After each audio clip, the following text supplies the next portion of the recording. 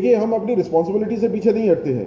Bharatiya Janata party government में है और गवर्नमेंट में रहते हुए भारतीय जनता पार्टी को जो करना है वो हम करेंगे ही, लेकिन अपोजिशन का भी तो दायित्व है ना। क्या अपोजिशन का दायित्व सिर्फ आग लगाना है? जब देश के ऊपर बात आती है तो अपोजिशन और रूलिंग पार्टी को मिलकर ही लड़ना पड़ता है। भारतीय जनता पार्टी जब अपोजिशन में थी तो भारतीय जनता पार्टी ने गवर्नमेंट के साथ मिलकर लड़ा। जब देश की बात आती है तो आज जब देश की बात आई है, जब माइनॉरिटी के ऊपर हमला होता है तो उस वक्त अपोजिशन की पार्टीज जो है वो सिर्फ पॉलिटिक्स करती हैं। आप लोग क्यों सामने आके जो है वो अपोजिशन इन माइनॉरिटीज के ऊपर हमले की मुखालफत क्यों नहीं करती?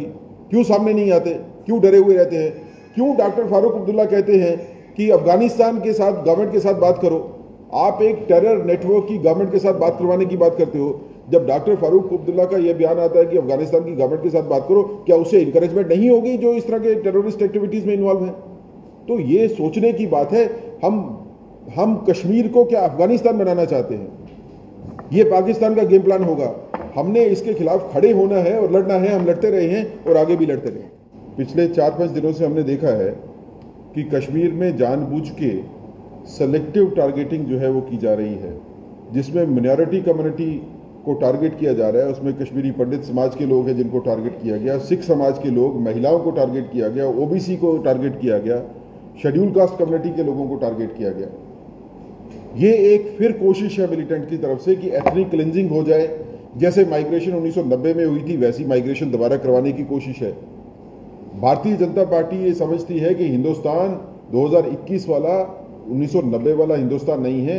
हम लोग लड़ने के लिए तैयार हैं। हम लड़ के टेररिज्म को खत्म करेंगे। कोई किस्म की वीकनेस जो है ना भारतीयों में है और ना भारतीय गवर्नमेंट में है।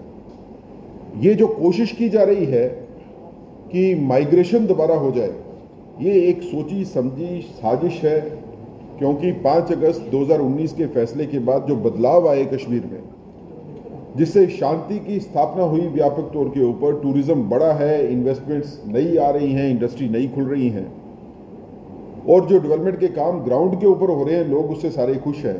आज वहां पे कोई पत्थरबाजी नहीं होती, कोई रैलीज नहीं निकलती, लोग संतुष्ट हैं गवर्नमेंट के काम से। ये लोगों की संतुष्टि को डगमगाने की कोशिश है, उसके साथ छेड़छाड़ करने की कोशिश है, जो ये इस तरह की सिलेक्टिव टारगेटिंग करने की कोशिश की जा रही है।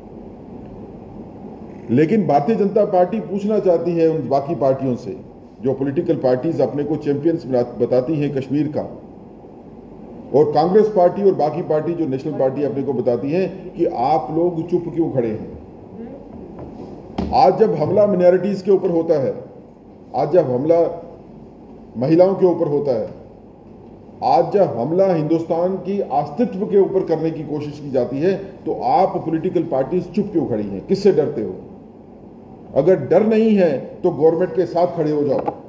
ये लड़ाई हम सबको मिलकर लड़नी है। लेकिन आप लोग अपनी सिर्फ राजनीति करते हो, आप राजनीतिक बयानबाजी में ज्यादा इंटरेस्टेड हो, क्योंकि आपकी नजर इलेक्शन के ऊपर है।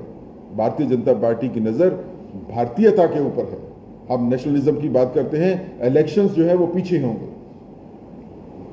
मुझे एक और कंसर्न है कि ये, और पिछले कुछ दिनों में हमने देखा कि लगातार स्टेटमेंट्स जो हैं ये आर्मी की तरफ से, एजेंसीज की तरफ से भी आ रही हैं कि अफगानिस्तान के बदले हुए हालात के बाद कोशिश ये हो रही है कि कश्मीर में भी वैसे हालात बनाने की कोशिश की जाए। क्यों 2 टीचर को जो है वो हमला किया जाता है?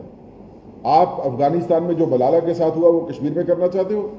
आप कश्मीर को वापस जो है वो डार्क एजेस में लेके जाना चाहते हो? अंधकार के युग में धकेलना चाहते हो कि लोग पढ़ाई के लिए स्कूलों में नहीं आए?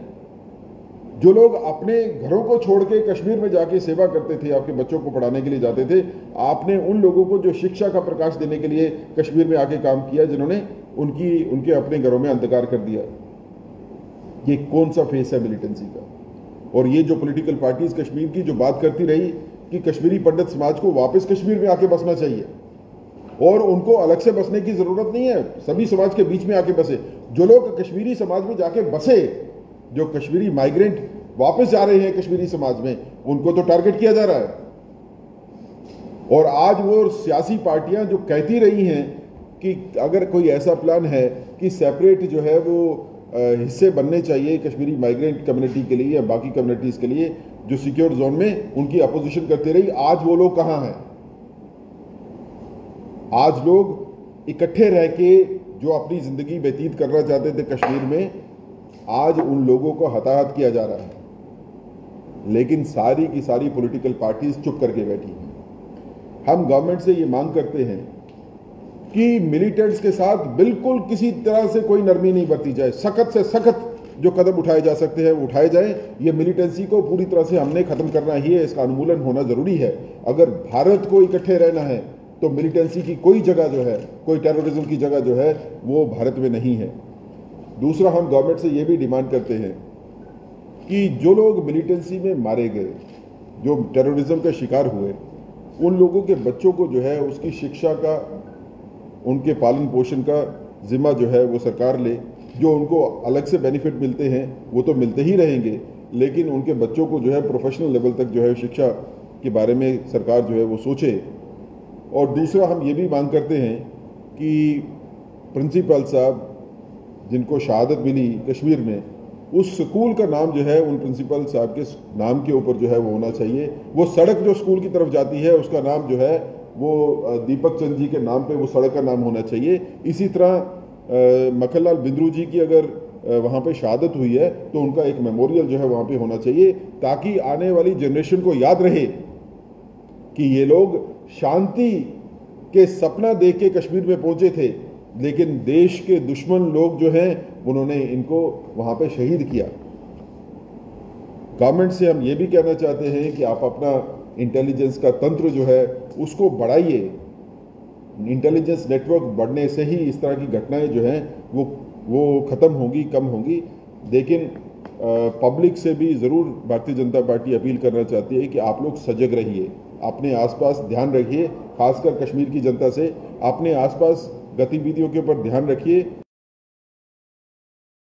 अगर कोई भी सस्पिशियस एक्टिविटी आपके आसपास होती है तो उसको फौरी तौर के ऊपर जो है वो एडमिनिस्ट्रेशन और पुलिस को बताइए। आप लोगों की आंखें और कान जो है वही मिलिटेंसी को, वही टेररिज्म को जो है वो कश्मीर में रोकेंगी। ये एक मुश्किल वक्त है जम्मू कश्मीर के ऊपर, हम सब मिल के साथ रहेंगे तभी इसका मुकाबला जो है वो अच्छी तरह से कर सकेंगे।